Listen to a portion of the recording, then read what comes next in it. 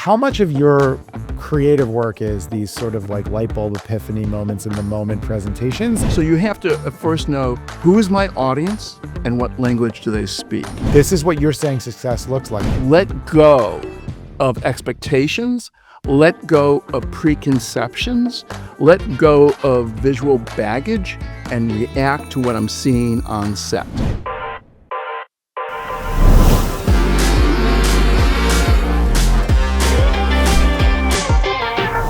I am sitting here today with Zave Smith, photographer and filmmaker, and we're going to talk about the creative process today. We're going to go back and forth on what's the approaches to working the creative process. There's not a one size fits all, and not just how do you get to consensus, but to a successful strategy. So Zave, first talk a little bit about how long you've been doing this thing for. I've been a commercial photographer my whole adult life. I opened my first business in it, self-employment in it, in December of 1989. Oh, well. So I've been doing it a long time. I spent the first 10, 12 years mainly photographing still life work and food. And then around 2000, I pivoted because I like people a whole lot more than things. Okay. So I pivoted to doing people and lifestyle and portraiture, which is what I'm known for. It's really funny because I feel like there's definitely a slew of photographers that start filming people and go the other direction because they don't want to deal with. It's a personality thing. Yeah. I mean, what I came to realize that because I always wanted to be a master. I didn't want to be just a journeyman. I wanted to be the best, right? Had that kind of drive. And I realized after watching the best still life people or food people and getting to know them, that they had two personality traits that I didn't have. One is an extreme attention to detail. Mm-hmm. And two, they love things. They spend their Saturdays going to flea markets and things like that. Sure. I was never that guy. I was like, details I have to struggle with to get, and this is where I get my juice, talking to people. Sure. So I did around 2000, I realized that I could make a living doing portrait and lifestyle work. And I did that pivot, and my business really blew up because I was really good at that. Because you were doing what you were meant to be doing. I kind of match my work to my personality. Nice. What is for people that are listening to this and might be thinking about doing product photography and things like that, even if you're not catching them, you probably know what they are. What are some of the details that you find are really important to be focusing on that, maybe a more novice or less master level photographer are going to miss? I think you have to think about it that any photograph that's going to be used for promotion or even a piece of fine art photography has to have an ego. It has to sit on a wall or sit on a phone or sit on TV or in a magazine or a billboard. It's got to scream, look at me, look at me.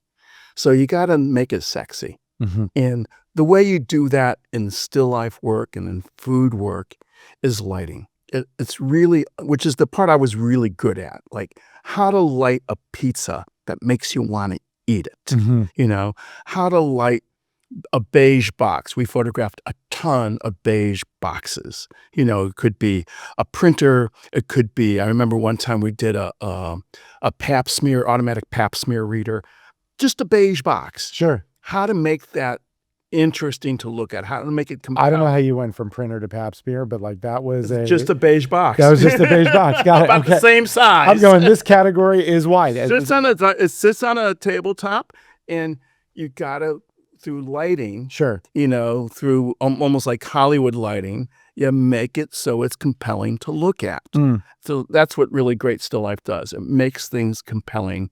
All great photography makes you want to go, look at me. I want to look at that. It's compelling. And so you're shifting away from that. You go into the people space, right? And so what's that kind of work like? Is that headshots? Is that lifestyle? It's mainly lifestyle. I mean, people ask me what I shoot. My pithy answer is drugs and money. Okay. Because we're based here in Philly. You sound like Philly. the Scarface of photography. Yeah. No, it's really, who are the big corporations in Philadelphia? Their financials, their education, and their pharmaceuticals. Yep. Education doesn't spend a whole lot of money on photography. Pharmaceuticals do. Mm-hmm. Financial companies do, or at least they did, and not so much anymore. So those were the companies that hired me. I did a fair amount of education work, universities. I traveled around the country shooting various universities. I have some, I've done some work for like Procter and Gamble, for example. Sure. So some consumer-based work, but the heart of it, the cash flow part, was really usually drugs and money.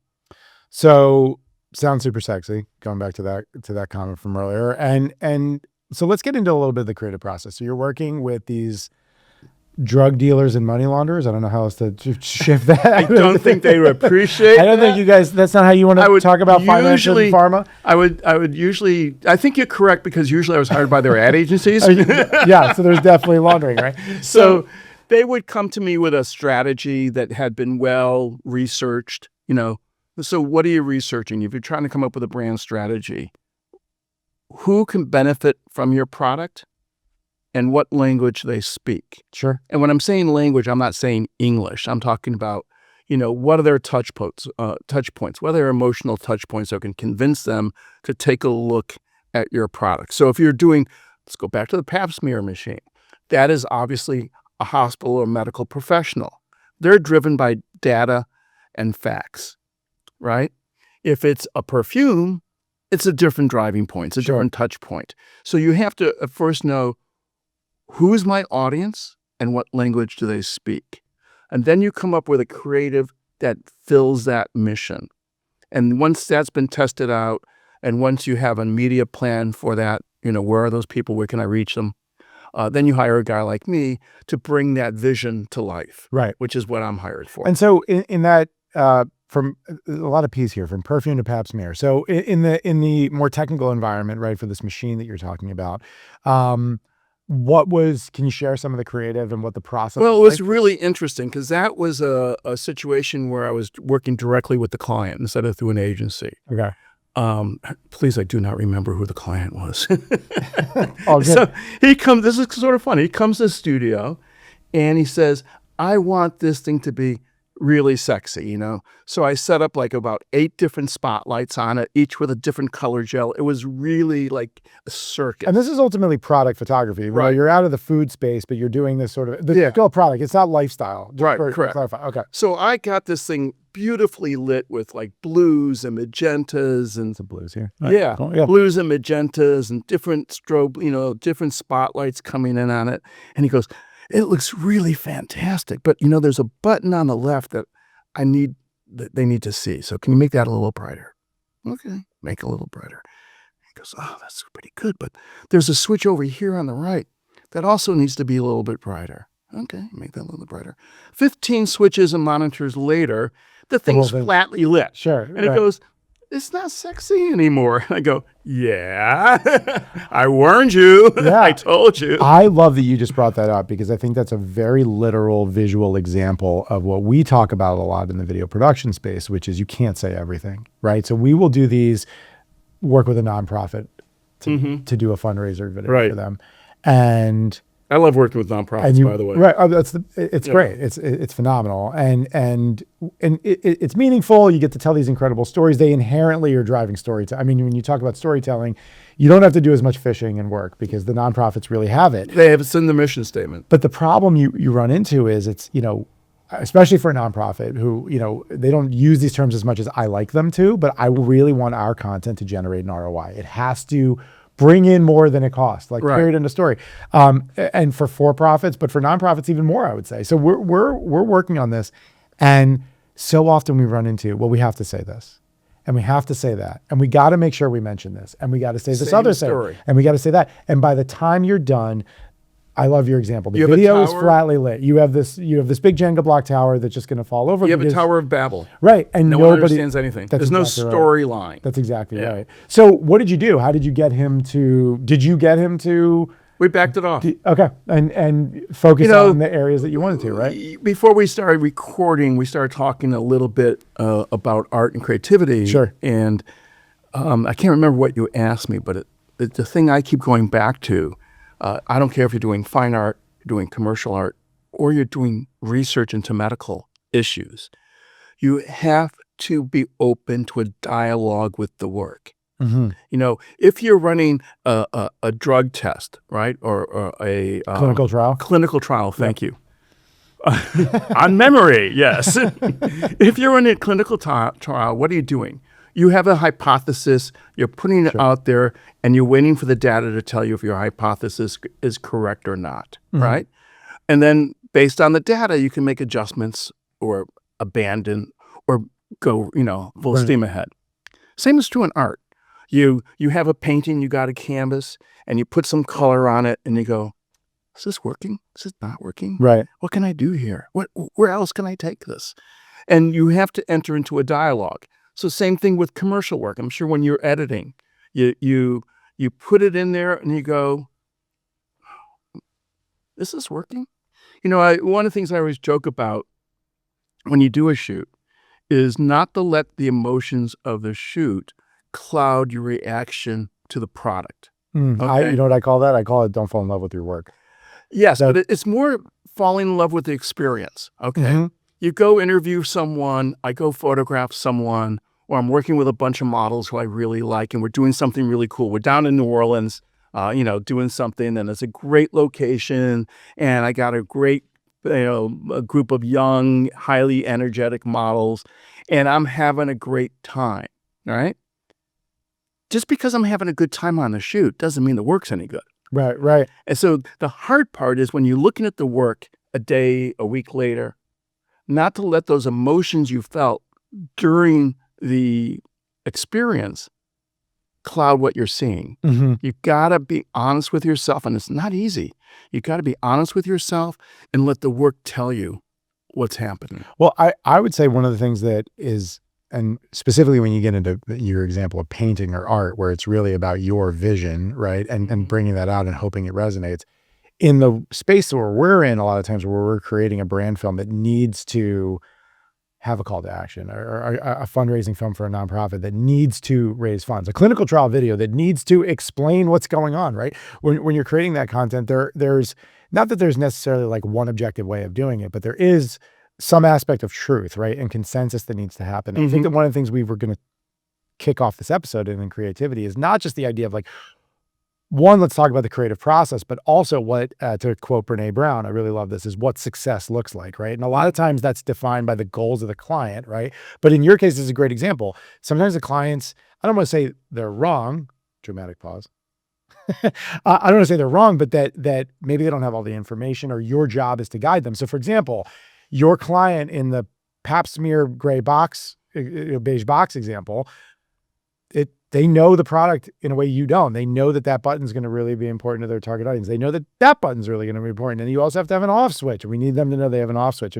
But at the end of the day now, you've now muddied the water because you've explained everything, right? So I feel like let's get into the push-pull of that creative process, right? And what success looks like. And I always say, I ask clients up front, what will success look like to you? What is it? What are you imagining at the end of this project? What are you going to walk away with and go, we nailed it, right? What does that mean to you? Because sometimes that's correct. That by itself is correct as a creative if you're producing something for someone. But the other part of it is when you're thinking about an ROI, the target audience, the strategy, all those different things, there might be a mismatch. And then as a creative, your job is to provide that information and go, hey, in my experience and what I've seen in the research we've done, this is what you're saying success looks like, but you've told me all these other factors. And this is actually what we're seeing success might look like. How do we bridge that gap? So I think part of it comes really from someone who is so involved in their work.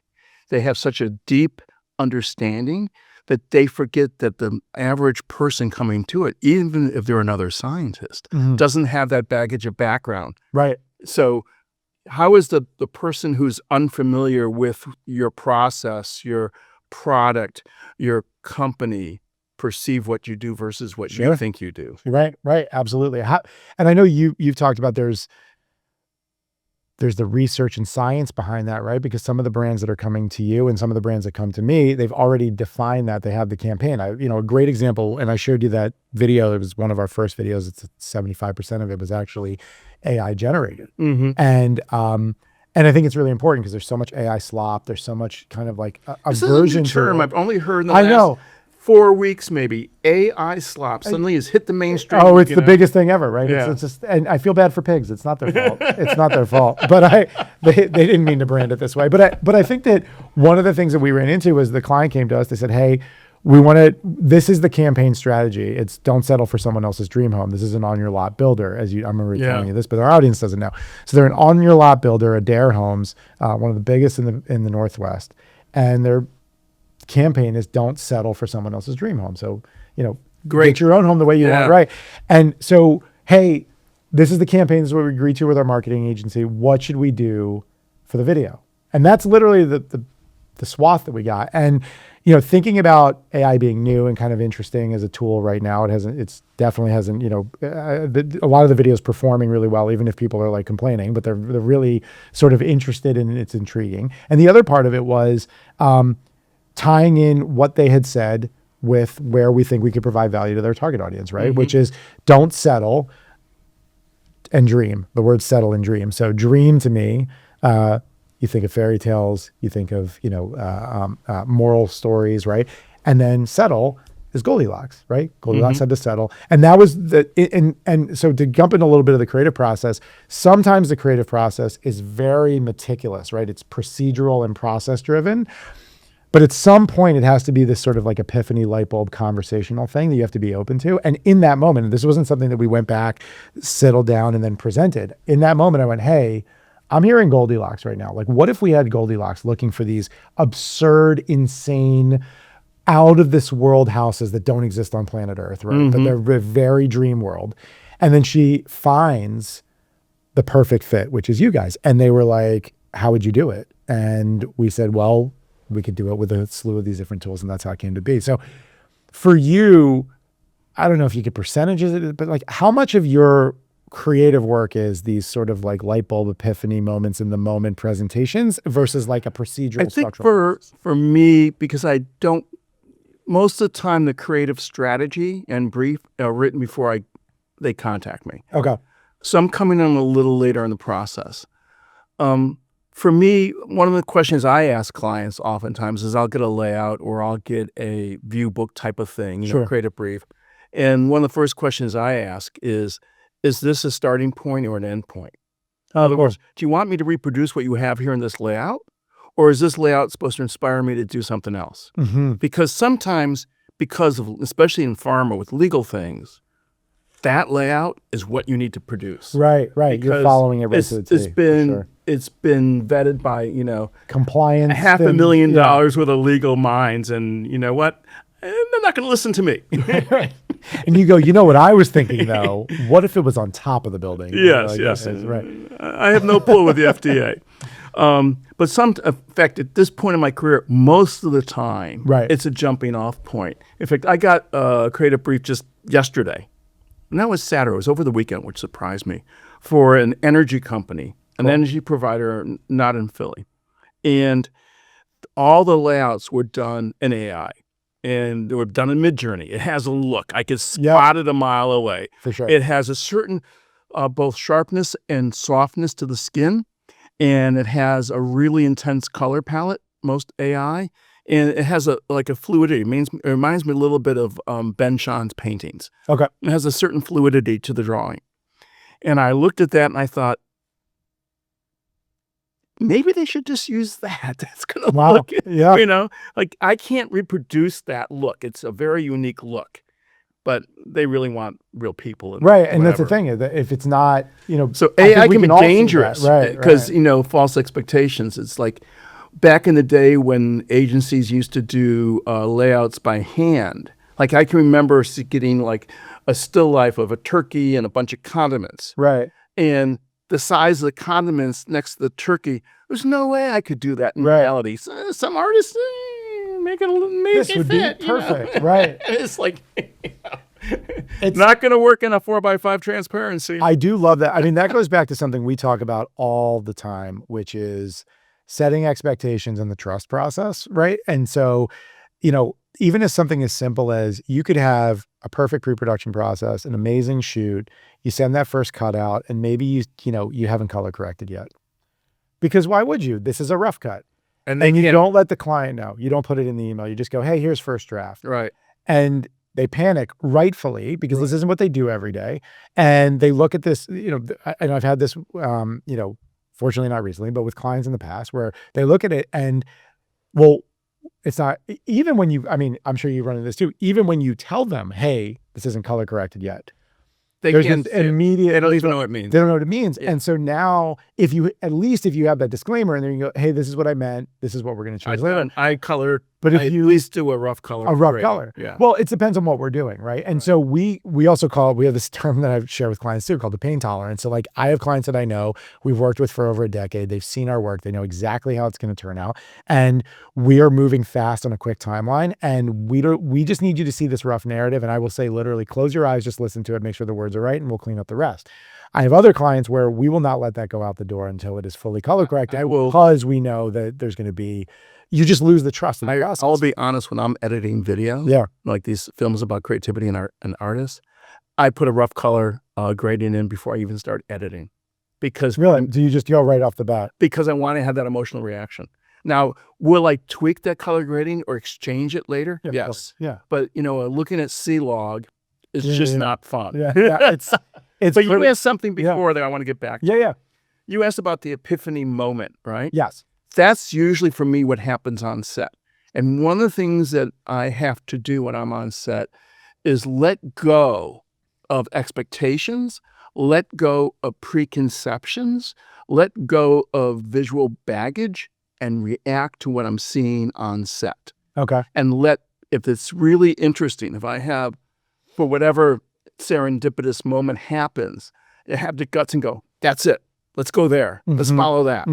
Which takes sometimes a lot of guts because I remember this one time I was shooting was for AARP. Okay. And I had a couple and a canoe. I think it was Marsh Creek State Park, if I remember correctly. And the art director was very specific about what part of the lake on the other side she wanted in the background. They were very specific about where the canoe should be going and where the people should be looking. And I actually had an assist because we cast two people and forgot to ask them if they know how to canoe. Oh, that's brilliant. Yeah. That never happened again. They didn't know how to canoe at all. So one of my assistants actually jumped in the water and held the canoe. He kind of hid behind the stern of the canoe. So the canoe would be in the right place in the water, right? And this was back when we were shooting film. So, you didn't... You had to be careful. So we shoot the thing. I got the perfect lineup, the front of the canoe, the stern of the canoe, the two people looking the right way, the right background, the sun's coming perfectly, beautiful shot. Everyone's happy. The assistant lets go of the boat, so it starts to drift towards shore. And it started drifting with the sun, the setting sun behind them. So they were in silhouette. And this is film days where you couldn't really open up the shadows like you can nowadays. It was transparency, which had, 3 stops of, white to black of dynamic range. And the thing behind them was specifically what the art director didn't want to see. But guess what? It was beautiful. And I kept shooting. And you know what they used? That was the shot. That was the shot they used in the end. I think that's, having that flexibility. But I will say that as being a professional, you also had what they wanted. Yes. And I think that's a big difference I find from people that are new in the industry and this is our big differentiator. So what's funny about everything we're describing right here is a lot of times when I talk to clients and we talk about our brand model, the elevated experience, it's that when I entered this space, I saw pretty quickly that there are 2 personas that are really attracted to our world, which are generally super creative people and super technical people. And neither of those people are generally easy to work with, right? Creative people have like a vision and they can sometimes be principled and stubborn, and technical people aren't really people. They like buttons. So what we kind of strive to be is that yes, we are creative. Do you get little pins say I like buttons? I like buttons. I mean, that's one says one says I'm a passion product. The other one says I like buttons. So on set, you know who you're talking to. That's exactly right. Like, and you just flip them. It's like Red Rover. And so that's one of the things we'll say to clients a lot is that look, we're going to work with you. We're going to have a great experience in this process. We know how to be the creative. We know how to push the buttons. But I think that part of that in between is understanding the objectives of the work that you're doing and respecting what the other folks' vision is on set. So like, yes, your creative eye being flexible and open to the moment and on it so that you were able to capture it ultimately got the image that they ended up using and proved your value. But if you had done that and you hadn't gotten the thing that they painstakingly want, no one cares about that great image that you got that probably should have been the ad. What they're doing is they're going, you didn't listen to me. You didn't, you didn't do what we asked you to do, and you're not coming back. And so like, I love that story because I think it's a great learning point in like what should be the virtues and values as you're working with clients, and what our responsibilities are, but also where we can be creative. I also think that video productions are infinitely more complicated than stills because you got sound, you got time, and they tend to be more crushed in terms of the day. For sure. Yeah. You guys have less opportunity to throw the script out than I do. Unless you have a really big budget, Right. and your star is Robin Williams, you have less flexibility to throw out the script. I totally agree. I think that makes it a little bit more difficult to get off script, but it also, there's a lot of problem solving going on because things that are happening on set that are crushing your daylight, crushing your time, maybe not unfolding the way you planned, you now need to adapt to them. And you can't just go, actually, it's a funny way back story, but I did high school theater for junior and senior year. And my favorite moment in that whole experience was the play was Moon Over Buffalo, and we're up on stage. Moon Over Buffalo. Moon Over Buffalo. It was it would take too long to explain it, but check it out. It's a fun show. And there's this scene. There are 2 phone call scenes that happen in the play. Mm-hmm. The irony is it's a high school play. Probably no one in the audience was paying attention anyway and would have caught this anyway. But the actress that my friend Emily that was up there. Wait. We're going for yeah. the 2 phone call scenes. So this high school play. Yes. Landlines or cell phones? Landline. Well, Moon Over Buffalo takes place in like the 50s. And so it's this landline scene. And anyway, when she picks up the phone, she says the lines from the second part of the play, which essentially revealed all these things that hadn't happened yet, and created this problem for us, which again, my joke is, I don't think anyone in the audience would have noticed, but it's fine. So we get out on stage and I had to ad lib with her for what felt like an eternity, right? To just give the director time backstage to kind of like rewrite this scene and figure it out. And I remember coming off and, we worked it out. We figured out what lines we would say to kind of make it make sense again. And then we finished the play. And I don't think anybody noticed, and it was great. And I remember talking to the teacher that was running the program and going like, that was the coolest thing that has ever happened to me. Like, that was so cool to just be in that Because you had moment. the guts to... Because we had to ad lib and we had to, and so I see a lot of that happen now, and it's more stressful now when you have a budget and a project like that, but it's when it happens on set and you have to pivot where something goes wrong or something isn't the way you expected it, or it doesn't match what we saw in the site scout or something's changed. And we still need to not only film these things, but make sure they fit within the broader story and that they make sense. And it's like solving a puzzle. Let me ask you this. You've been at this for a little while. Yes. And do you find yourself much more comfortable about pursuing those opportunities on set than you might have, let's say, 10 years ago? Much more comfortable. Yeah, I'm confident that we're going to figure it out. We've been there and done that. Mm-hmm. I still feel that same kind of excitement and energy, though, when you're like, this is a great example. We were filming something for Subaru of America recently, and we had our plans, and part of it included sort of these like VIPs at the company, just sort of, it was an internal video, but VIPs at the company sort of just appearing on camera. And we're taking 5 minutes of their time. I need to direct them to do something funny, and we're just moving quickly through the day. And we essentially come across the number 1 and number 2 in the business that happened to be walking by at the time. And our client takes the risk and goes like, will you be in our video? And they say yes. And they're like, we have like 3 minutes. And I've got 3 minutes to figure out where to put them, what they're doing, and what would make sense for them and their brand. What's going to look good to the whole bit. The whole business unit is going to see this, and what makes sense within our flipping story that we spent all this time to script. And we ended up directing. It was really funny. It doesn't make sense without all the context of the video, but it ended up being, because it was the number 1 and 2. I decided to do an elevator scene where the elevator opens and they're both just trying to be overly polite. Like, no, you, no, you. There's no lines in the video either. So I have to have them mime something that actually will make sense to the audience with no time to plan it. Right. And what we ended up doing was this, and it came out really funny. And I think it's going to get a lot of laughs when it finally airs, because you're seeing these folks, everyone knows the background of who they are, what the positioning is. And they're both doing this kind of like, no, you, no, after you. And it was like, after they walked away and they finished, we kept it tight. We got them filmed quickly. And my client was super happy because they got that exposure to to those folks and got them included in a way that was meaningful. So I still get that kind of excitement and energy when I do that. I think where when earlier in my career, you hadn't been there and done that as much. So I think that, the creativity and the ideas were still there, but like you didn't really know how it was going to execute, and you didn't have as much experience on how to position it and sell it, right? Because you're still kind of pitching the client, I think. Like even if You always pitch. you're bringing them along, right? And so the same thing we talked about with setting expectation on an uncolor corrected first cut, right? Like I think that as you're going through your process, you want the client, who again has 50 million other things that they're thinking about, priorities, et cetera, to come along on the journey with you and know that you've got it, right? And so I needed also in that 3 minutes of directing it to go, I know what we're going to do. We're going to do the elevator. Here's why it makes sense.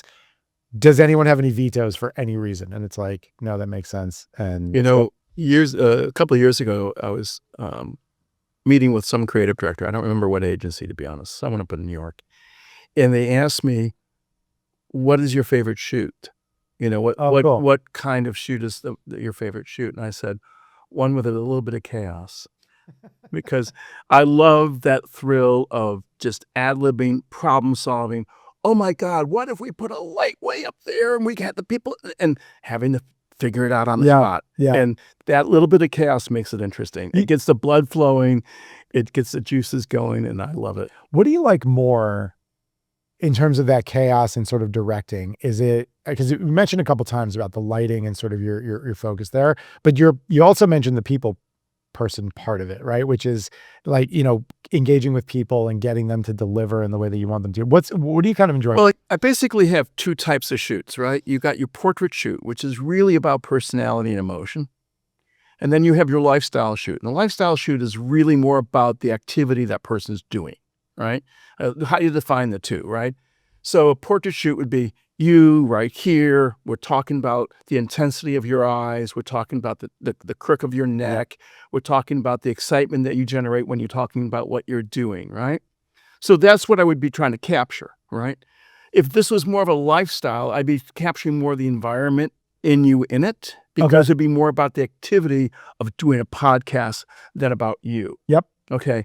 So they're really different. And they're also different. Most of the time when I'm doing lifestyle, it's models and actors. Yep. Where I'm doing you, it's gotta be you. Right. Right. So, it's a whole different thing. Models and actors, they're there to do what I tell them to do. Right. I don't even have to be nice to them. I mean, I am, because I'm a nice guy.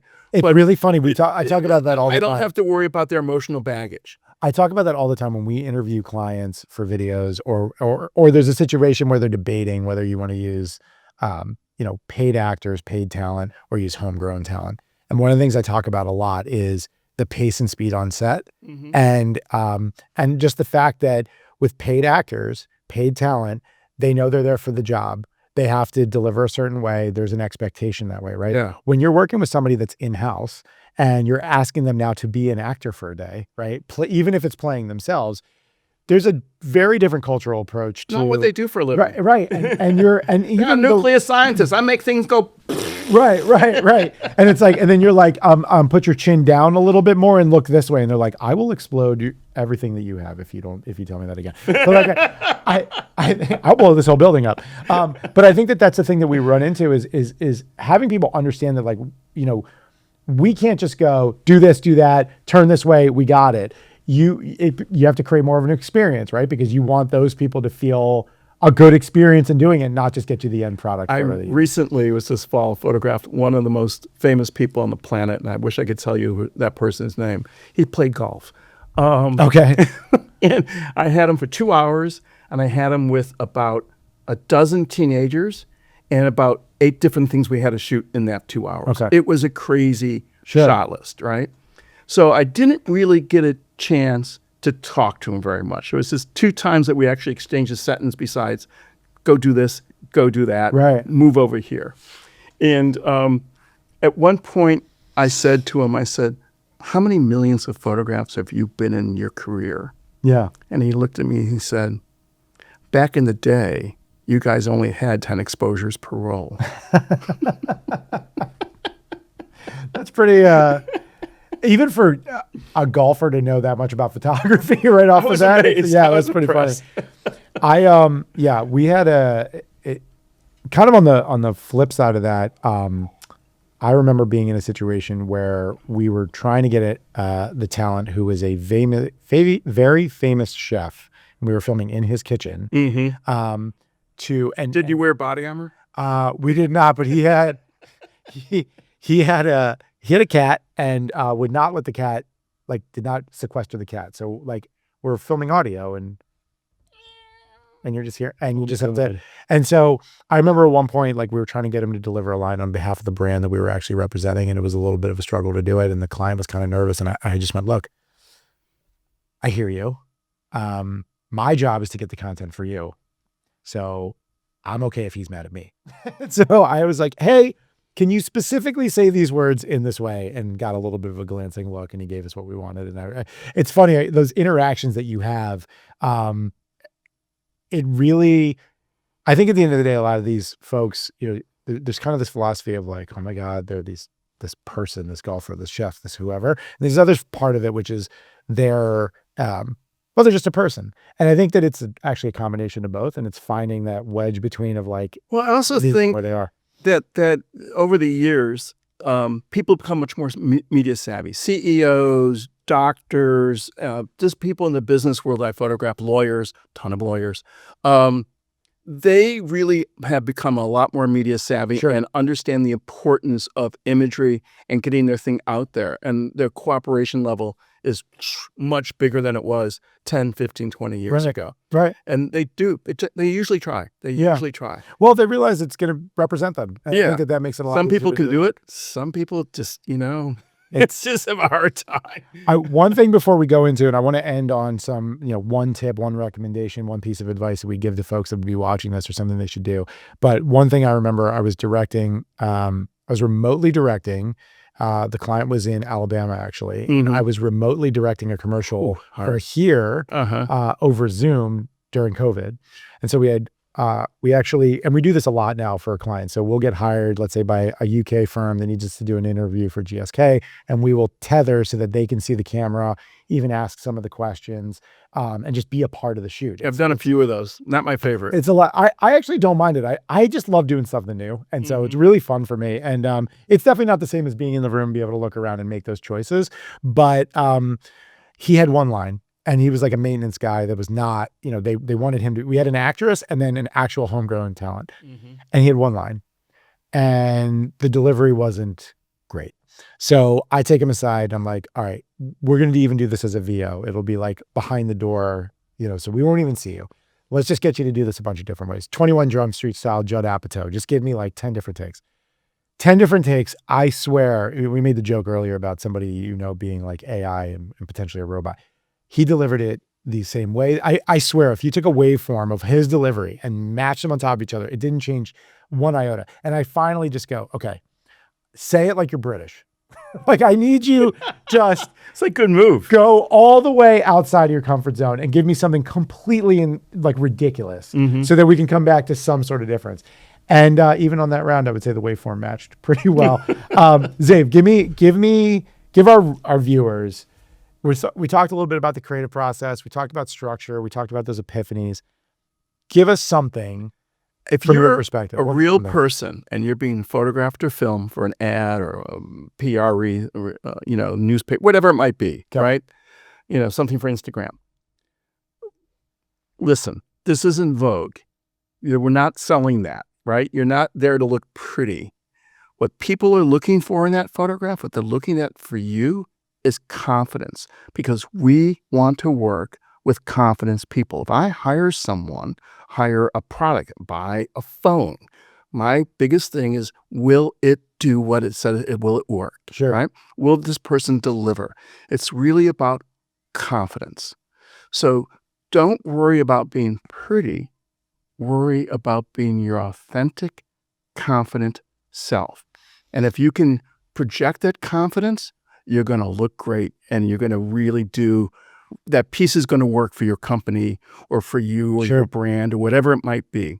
So it comes down to confidence. I love that you said that, and actually, it's so funny. One of the things that I have my spiel where anyone who's been interviewed by me more than once knows it, and, if you have only been interviewed by me once, you're gonna know exactly what I'm gonna say. So one of the things I say, especially if it's your first time ever being interviewed on camera, is that we can actually edit you to say things you didn't say, Right. and then that usually makes for an awkward moment. I go, "I'm kidding. We're not gonna do that."